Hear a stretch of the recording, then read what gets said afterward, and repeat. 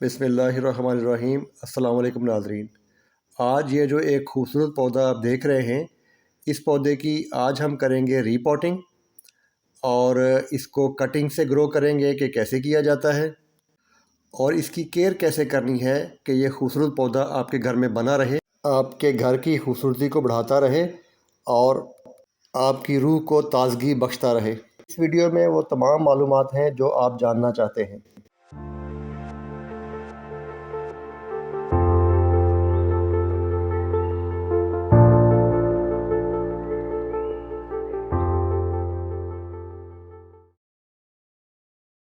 इस खूबसूरत पौधे का बोटेनिकल नेम तो ड्रेसिना रिफ्लेक्सा है, लेकिन इसको सॉन्ग ऑफ इंडिया के नाम से जाना जाता है, जिसकी वजह यह है कि ये इंडियन ओशन आइलैंड्स में पाया जाता है। यानी ये मडगास्कर, मोज़म्बिक और मॉरिशस जो आइलैंड्स हैं उनका ये नेटिव प्लांट है। ये प्लांट इस कदर खूबसूरत है कि ये चाहे नर्सरी में हो या घर में, इस पौधे पर नज़र पड़ते ही ठहर ही जाती है। कॉस्टली होने के बावजूद ये इस कदर खूबसूरत है कि इसको ख़रीदना ही पड़ता है। ये पौधा जितना खूबसूरत है उतनी ही ये देखभाल भी मांगता है, यानी इसकी केयर की ज़रूरत ज़्यादा रहती है। ये चूँकि एक बेहतरीन इंडोर पौधा है और इसको जो टेम्परेचर और जो एनवायरनमेंट रिक्वायर्ड होता है वो अगर इसको मिलता रहे तो ये इंडोर प्लांट हमेशा बना रहता है।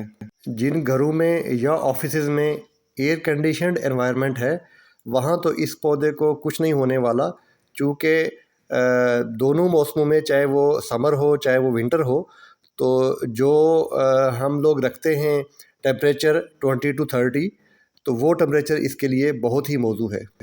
और अगर एयर कंडीशनिंग एनवायरनमेंट इसको नहीं दिया जा सकता तो विंटर में इसको पॉली हाउस में रखें। पॉली हाउस में ये बहुत बेहतरीन ग्रो भी करता है, बहुत बेहतरीन कलर्स भी देता है, जैसे ये इस वक्त कलर्स हैं। चूँकि पॉली हाउस के अंदर विंटर में भी टेम्परेचर जो है वो 20 to 30 मेंटेन किया जा सकता है। और पॉली हाउस में चूँकि सनलाइट भी फ़िल्टर्ड आ रही होती है तो वो तो एयर कंडीशनर एनवायरनमेंट से भी ज़्यादा अच्छा उसमें ग्रो कर रहा होता है और बहुत शाइनिंग दे रहा होता है वो। तो विंटर में अगर पॉली हाउस का अरेंजमेंट कर सकते हैं तो बहुत ही अच्छा होगा। और समर में जिनके पास एयर कंडीशनर्स नहीं हैं वो इसको फुल शेडी एरिया में रखें और डेली इसको शावरिंग करते रहें और वाटरिंग भी अच्छी रहे, बिल्कुल ड्राई ना होने दें। और विंटर में इसको पानी बहुत ही कम देना है, क्योंकि इसकी जो स्टेम है, जो स्टॉक है, वो सॉफ्ट वुड होती है, तो ये फिर फंगस लगने से डेड हो जाता है। ये लीफ के ऊपर जो ब्राउन स्पॉट देख रहे हैं, ये अगर नज़र आए तो फ़ौरन उस पत्ते को उतार दें, निकाल दें, प्रून कर दें वो पत्ते, और पानी देना पहले तो स्टॉप कर दें और फिर कम कर दें। तो आइए पहले इसकी रीपॉटिंग करते हैं। उससे पहले मेरी वीडियो को लाइक कर दें और चैनल को सब्सक्राइब कर दें। इसकी पॉटिंग मिक्स में 50% सॉइल ले लें, 20% सैंड ले लें, 15% कंपोस्ट ले लें और 5% राइस हस्क मैंने खुद बनाई है। इसको बनाने की वीडियो भी बहुत जल्द अपलोड कर दूंगा मैं अपने चैनल पे। पॉटिंग मिक्स वेल ड्रेन इसलिए बनाई जाती है कि एक्स्ट्रा वाटर जो है वो ड्रेन हो जाए, होल्ड ना रहे। और ये जो होल होता है जहाँ से पानी ड्रेन होना होता है, वहाँ पे एक ठीकरी रखी जाती है। वो इसलिए रखी जाती है कि मिट्टी के साथ ये होल बंद ना हो जाए। मैंने 12 इंची का गमला ले लिया है और जो मैंने पॉटिंग मिक्स तैयार की थी वो मैं इसमें पहले डाल लूँगा।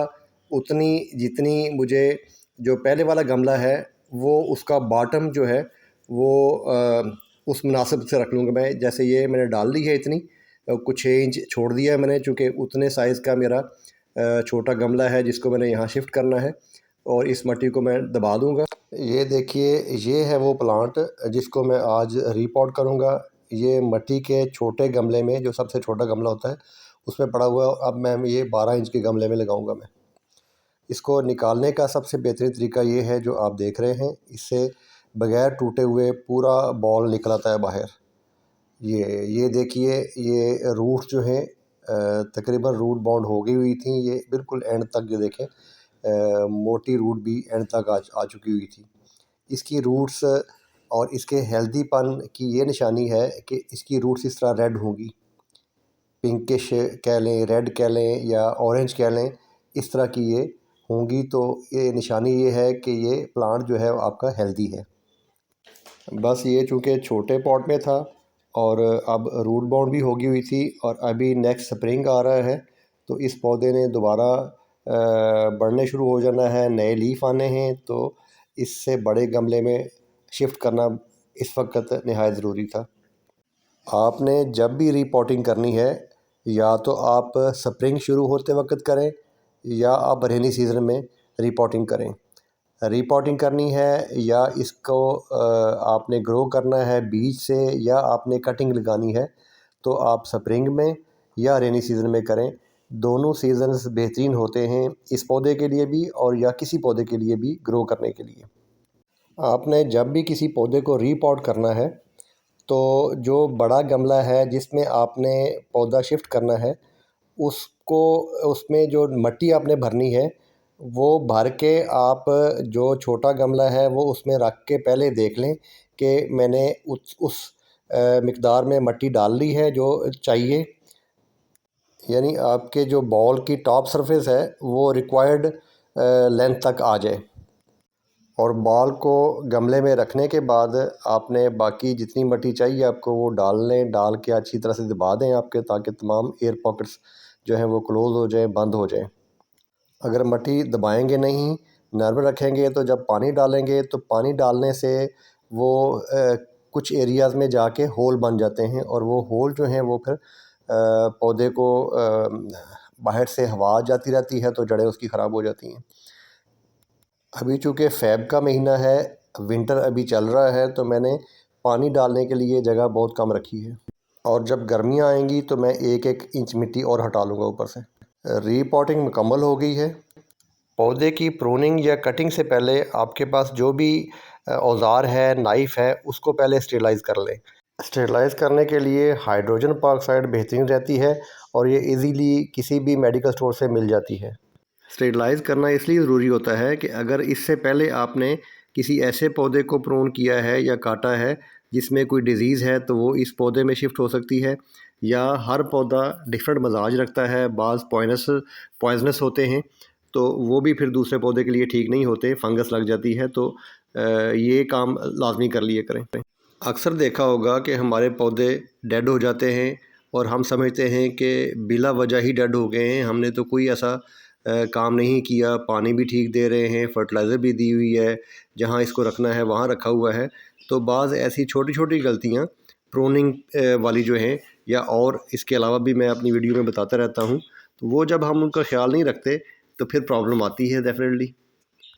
देखने को कटिंग या प्रूनिंग बड़ा मामूली सा काम है, लेकिन इसमें भी प्रोफेशनली अगर किया जाए, थोड़ी एहतियात कर ली जाए, तो बड़े नुकसान से बचा जा सकता है।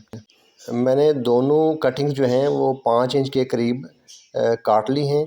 उनमें जो नीचे वाले पत्ते हैं वो मैं उतार लूँगा तकरीबन 3 इंच हाइट तक, ताकि एक तो ये नीचे मिट्टी में ज़रा जितना दबाना है वहाँ पत्ते नहीं होने चाहिए, और दूसरा इसका जो लोड है कलम का, वो भी हल्का करना होता है।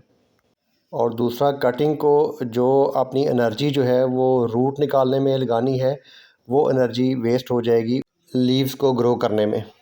मिट्टी ने पानी सारा सोख कर लिया है और अब जहाँ मैंने ये कटिंग्स लगानी है वहाँ मैं एक स्टिक की मदद से होल कर लूँगा तकरीबन 3 इंच का के करीब। 2 होल मैं यहाँ कर लेता हूँ। इंडियन सॉन्ग की जो कटिंग है वो बगैर किसी रूटिंग हार्मोन के भी लगाई जा सकती हैं, लेकिन मेरे पास चूँकि एलोवेरा है तो मैं एलोवेरा लगा लेता हूँ। रूटिंग हार्मोन मैंने कभी भी यूज़ नहीं किया, तो एलोवेरा मेरे घर में है तो मैं लगा लेता हूँ। ना लगाने से बेहतर है ये, सक्सेस रेट बेहतर रहता है इसका। ये इंडियन सॉन्ग जो है ये चूँकि बहुत स्लोली ग्रो होता है, तो इसकी कटिंग जो है वो 2-2.5 माह लगा जाएगी रूट निकालने में, और 5-6 माह तक जो है वो कोई 1-1.5 इंच जो है उसकी लंबाई में इजाफा हो जाएगा।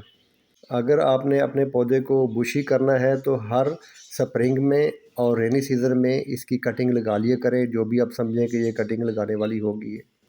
इस पौधे को एवरग्रीन रखने के लिए ये एवरग्रीन ही रहता है अगर इसको प्रॉपर वाटरिंग की जाए और फिल्टर्ड सनलाइट दी जाए, और इसको 20 डिग्री सेंटीग्रेड से लेके 30 डिग्री सेंटीग्रेड तक के इन्वायरमेंट में ही रखा जाए।